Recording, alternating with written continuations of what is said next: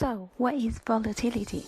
Well, good volatility gains you money, and bad volatility takes away your money. If you are in a long position, volatility driven by increase in price gains you money, and volatility driven by decrease in price takes away your money, and vice versa for short sale position. High volatility means you could gain or lose a huge proportion of your money in a period of time, and low volatility means you could gain or lose a small proportion of your money in the period of time. So for budgeting purpose, it's very important to know what size of the proportion of your money you could potentially gain or lose. We can normally use variance as a measurement of the volatility, and this is the formula.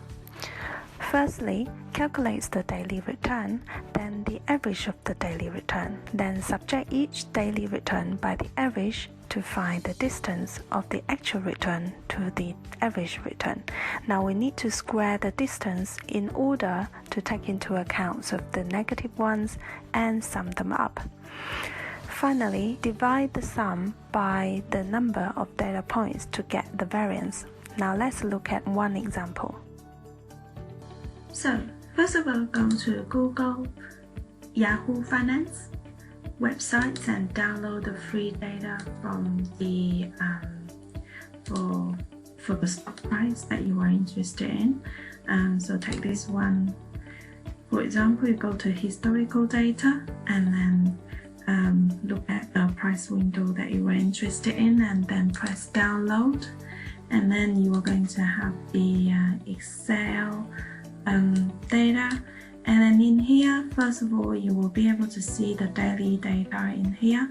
So let's first of all now calculate the daily return. So we'll put daily return here, and the daily return is basically 1 day minus the other day divided by the original price.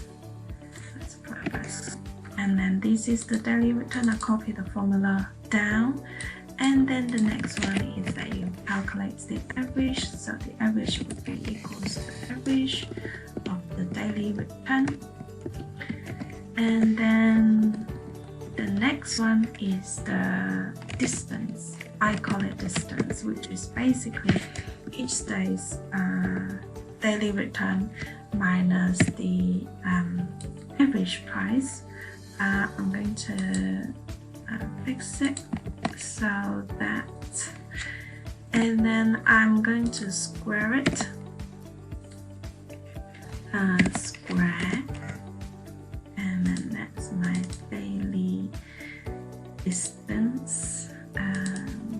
Yeah, and then now I'm going to calculate the sum of all of the distance, and then that is the sum of all the distance, and then I'm going to calculate the variance is therefore the sum of distance divided by the number of data points. So I'm going to count all of the data points, and that is my variance of this profile. Obviously I don't want to so many decimal places, so it's 0.16 for all of them.